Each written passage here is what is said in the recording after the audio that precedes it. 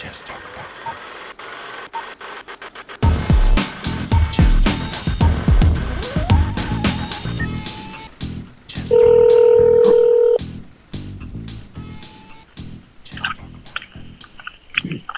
Mortuary, you stab them, we slab them. Am I to, is this Todd McFarlane? It is. Okay. My name's David. I'm with the Convention Junkies. This was a call that was arranged by a Fan Expo, and it was an honor when they reached out to me to say I could do this or ask me if I wanted to, because I've worked at 2 comic stores in my life. I collect comics. I collect certain action figures. I have some of your creations, some of which are worth a lot of money. And I jumped at the chance to talk to you, honestly. So thank you so much.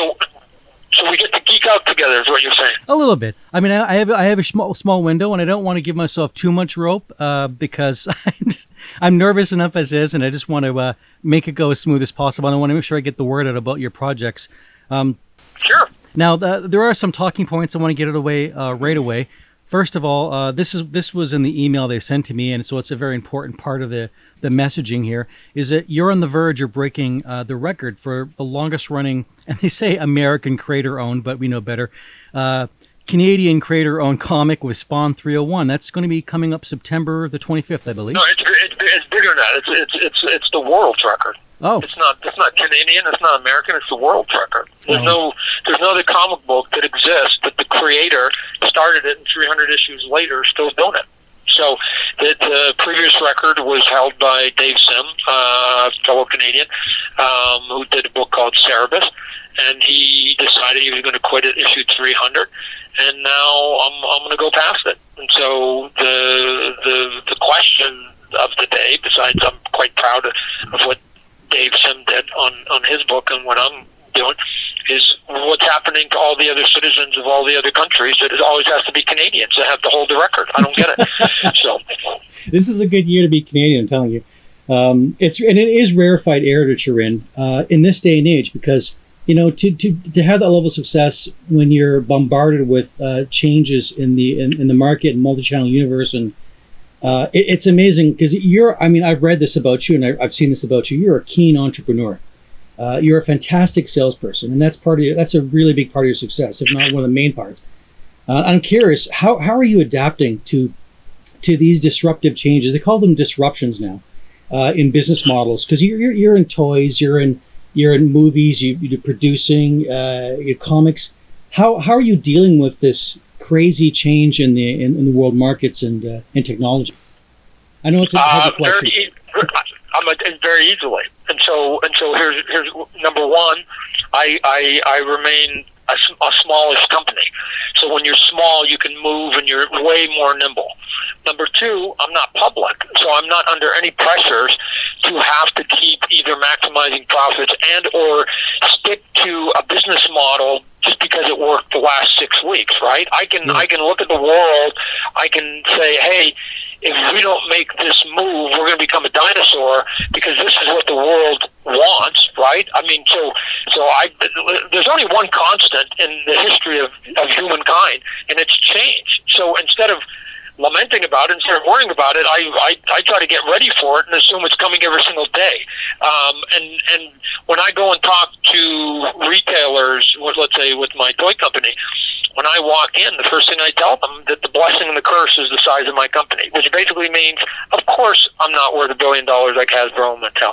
Of course, I don't have 10,000 people at my disposal and a huge marketing plan and a huge commercial buy and whatever else. Here's what I do have: a company small enough that if you ask me a question and you have an idea or you want me to deliver something, I can go back to my office tomorrow. Within 24 hours, I can give you an answer. Yes or no. And if the answer is yes, I can then begin to implement it. And by day 20, we will be basically knee-deep in the research and development of doing that product, while the other big companies will be at day 20 and they haven't even scheduled the meeting yet because they can't get everybody to the table because they got to have too many people in that meeting to even contemplate whether they can even do what it is that I'm 30 days already into. So there's something to be said about being small and nimble, because here's how you succeed against giants. just by being small and nimble. That's it. Like, so the question of the day isn't Todd, how do you survive against the giants? The question of the day is, how do the giants not kill you every day? How do they not slay you?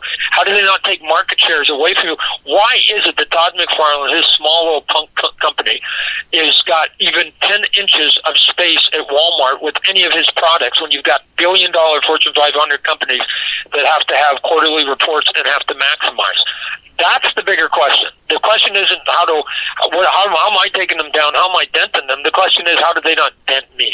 And so the answer is quite simple, that they just can't move fast enough, or they have so much success, which they do at times, and they make $1 billion, which they do at times, and then they get married to that business model, and then they don't innovate.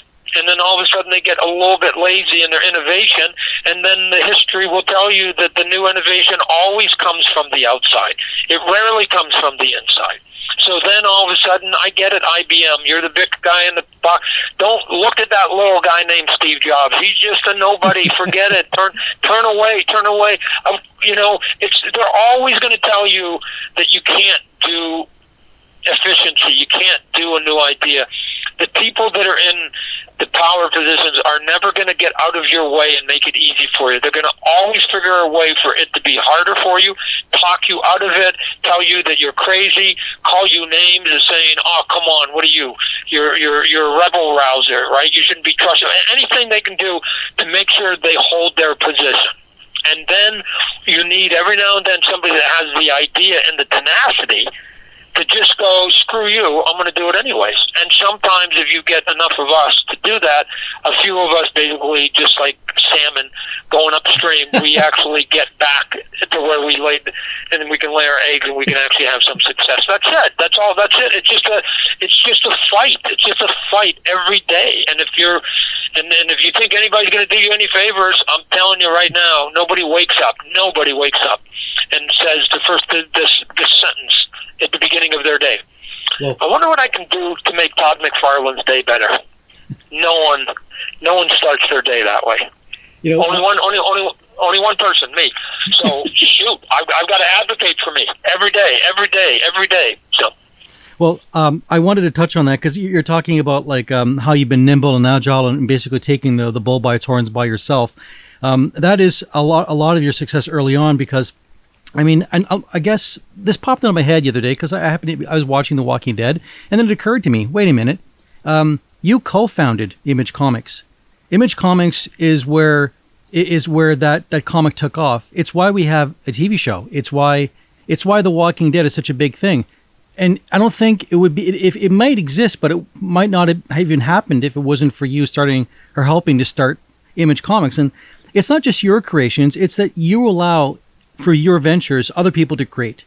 So you have a wider impact than just your own properties. And it's mind-boggling, actually. It just popped, that was a question I wanted to mention. Like, Robert Kirkman has great success, but he has it in the back of, the sort of what you built. And you launched the launch pad. So here's what I would say to that. Robert Kirkman would agree with what you just said. But I would also say that, again, if the Robert Kirkmans of the world don't step up and do it, then we never get to see it. So Robert Kirkman deserves all the credit. All we did when we founded Image Comic Books, in which, just so everybody who's listening understands the concept, we don't own anything, right? We help you publish your idea. So what that means is that if you've got a good idea, we'll basically help you with some of the logistics of it and give you some pointers along the way. But all the creative decisions along the way are yours, and hopefully if you basically succeed, then you will inspire somebody else to come along to basically want to do their own project. And that's it, because the founders of Image Comic Books, I happen to be one, we could all get hit by a bus tomorrow, and Image Comic Books will be way healthy enough. We're almost redundant. The founders are redundant now, which I take as a badge of honor, that our company is now so strong and have attracted so much talent and will continue to bring people to our company, because we do about 70 books a month, that that this company is now going to outlive us. So if that means that 20 people can come along and come up with way better ideas than I'll ever imagine, good on them, right? I'll be a proud papa on the sidelines cheering every single one of them along. And Robert Kirkman is a glowing example of what can happen if you basically make the effort and you just put in the time and get a little bit lucky. So cool. That's it. We created Image Comic Books is literally in its simplest form is just another option. Right? If you don't want to work with the big corporations and you don't want to work with little small companies that don't have enough, shelf space, if you're looking for a place that maybe, you don't have to be the biggest guy, you don't even have to have worked in the comic book industry before, but if you got a good idea, we will give you a platform and you can turn into Robert Kirkman. So, good, that's it. That's an opportunity. If you don't like it and you don't have the personality for it, then walk on by. Image isn't your place. But if you think that you might have something of interest, I think every person should try and do their own creative book at least once. At least once.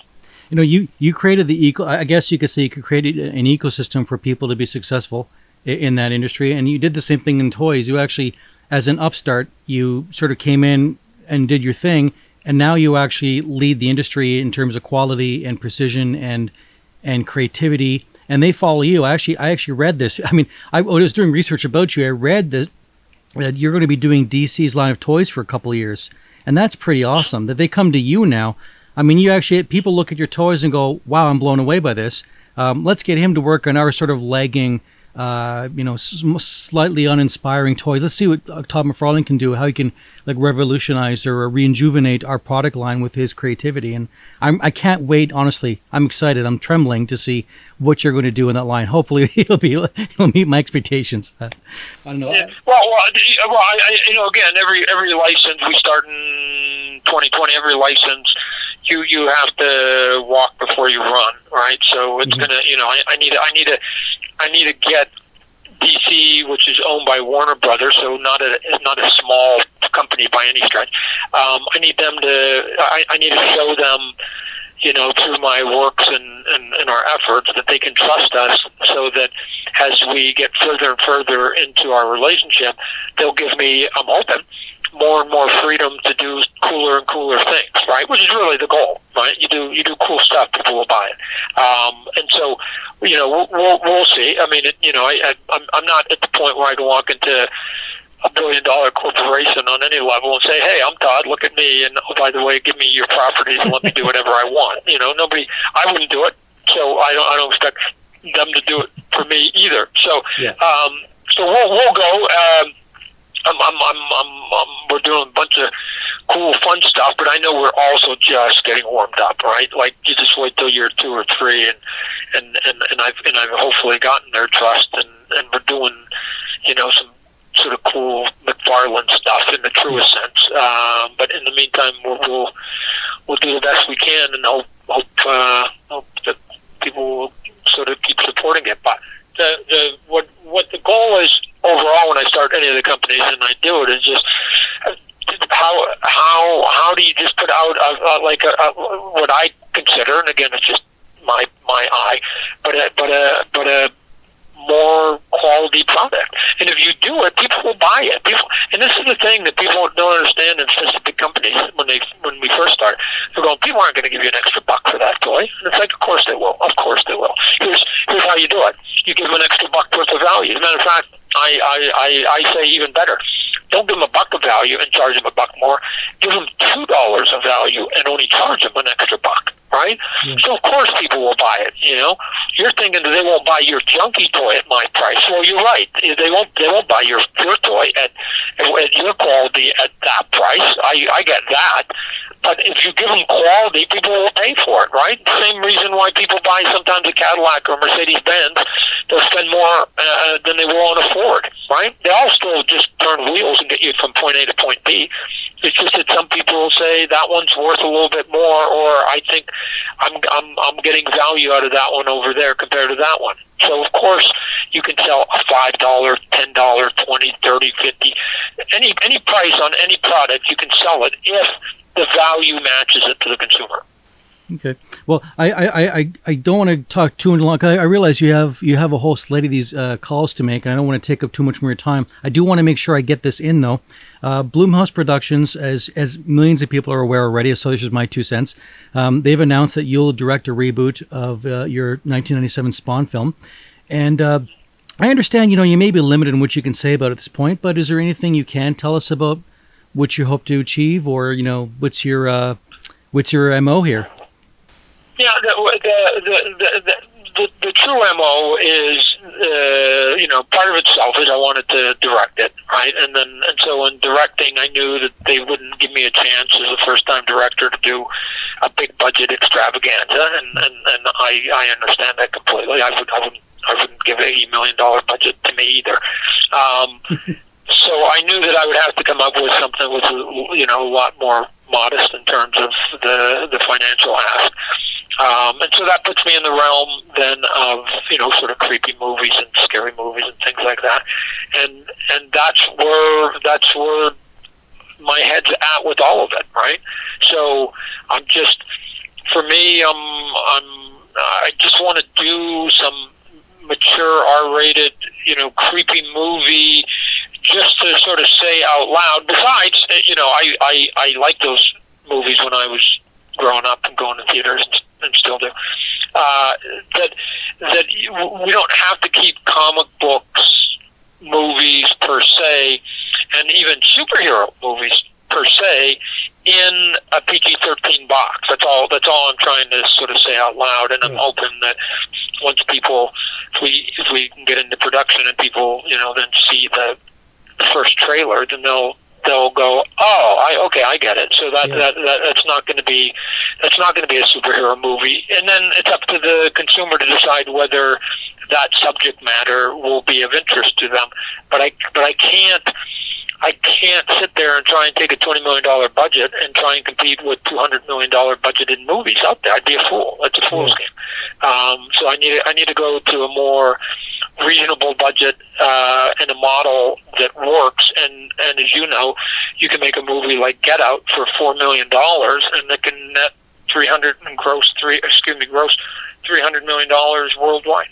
Yeah, and I'm wondering if you're sort of if you or your colleagues at Blumhouse were sort of saw the success of Deadpool's R-rated venture, unexpected success, really wildly successful, and thought, hey, if they can do it, we got a nice little property that could deserve a real mature approach. Let's give it a try. I mean, I'm just Deadpool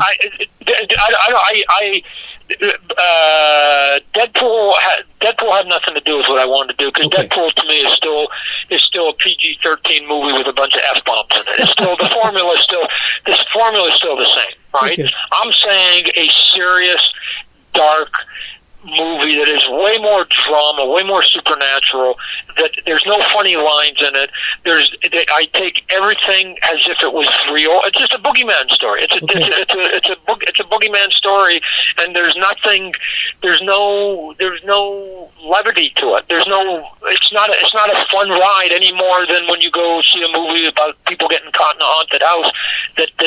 That's joyful, right? It's going to be 2 hours of some odd, creepy movie, and every now and then this shadow moves, and it comes, and like a shark in black water, it'll just come and it will just bite you and leave and make no apologies for what it's doing, right? So done, and hopefully the audience will jump from time to time, and I'll go, oh, cool, look at that. They spilled their popcorn. That was awesome.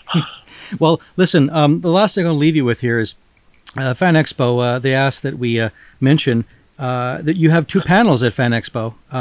One of them is on Saturday, the Saturday of Fan Expo at 4:30 in room 716B. It's regarding your Spawn issues 300 and 301, so it's about that per se. And the other one is on Sunday at 2 p.m., and it's sort of your raw and uncensored. And that one, I can't wait to check that one out. Can you tell me anything about this? Yeah, sure I can. That's my. I've been around long enough to be a dad now, to basically go, let me tell you how to get to the viewpoint that I'm sitting at. I am not unique. I am not overly talented. I am not anything that you may want to give me more credit than I'm doing.